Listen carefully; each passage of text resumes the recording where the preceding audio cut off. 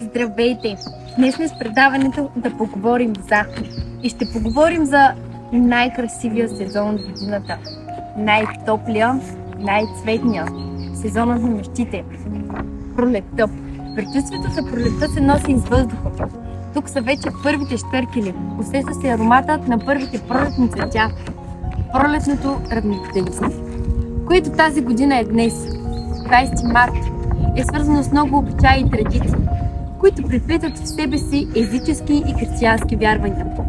Още в древността, деня на пролетното равноденствие е бил важен религиозен празник, честването на възраждащата се природа.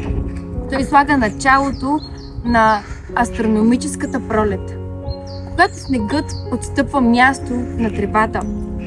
Думата произлиза от името на германската езическа богиня на пролетта. Вярвало се, че в този ден тя се е венчала за Бога на Слънцето. Предполага се, че от името Остара произлизат английското Естер и немското Остерн, които означават Велик ден.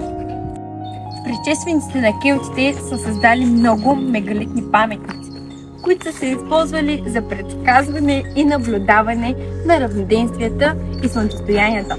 Пример за това е известният паметник Стоунхендж в днешна Великобритания.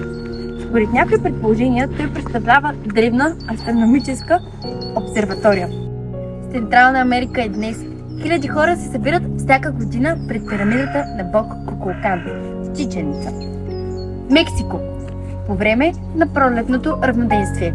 Място е едно от новите 7 чудеса на света и привлича с възможността да бъде наблюдавано интересно събитие.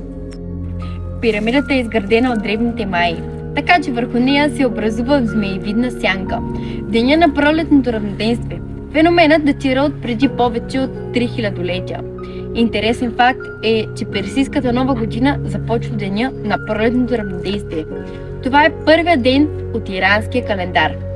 При славянските народи преди пролетното равноденствие се празнува Масленица или така наречено Сирни заговезни. При езически времена празникът е бил свързан с настъпването на пролетта, разцъфването на природата и слънчевата топлина. Любопитно предположение е, че в деня на пролетното равноденствие яйцето може да се задържи вертикално.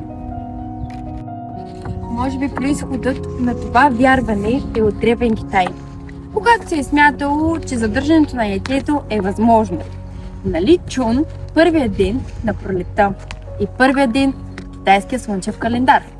Всъщност, Ли Чун не съвпада с пролетното равноденствие, а през първите дни от февруари. Въпреки това обаче традицията не била принесена от американците, а и се установило, че яйцето най-вероятно наистина може да се задържи изправено в точния момент на равноденствието, заради разположението на Земята и Слънцето. През тази година, на 20 март, денят и нощта стават равни. И вие може да опитате да задържите яйцето вертикално, за да бъде късметът с вас през цялата година. 21 март е денят на поезията. Датата се отбелязва 1999 година по инициатива на ЮНЕСКО. Целта на този ден е да популяризира четенето, писането и публикуването на поезия по света. Празникът е да провокира поета у нас и чрез поетичен изказ да отвори сърцето и душата си към красивите слова и рими. Затова си спомнете за любимото си стихотворение и го прочетете или кажете по идеалния за вас начин: днес то има празник. 21 март е и Световен ден на гората. Отбелязва се от 1972 година, денят на пролетното равноденствие, по инициатива на 23-та сесия на Европейската конфедерация по земеделие, за да се защити флората и фауната на горите. Те са природно богатство, на което дължим чистия въздух и вода, както и естествена среда за живот и развитие на разнообразие от растения и животни. Наред с това, горите имат и важно стопанско значение. за икономиката на дадена страна. Затова всеки носи отговорност за опазването на това природно богатство, за неговото развитие и рационално използване в името на благоденствието на страната. 21 март е също Международен ден на кукления театър. През 2003 година, по решение на Международния съюз на куклените театри към Организацията на ООН по въпросите на образованието, науката и културата, този ден се посвещава на популяризирането и подкрепата на това изкуство, толкова любимо на децата. По този повод почти всички театри в големи градове се организират куклени представления.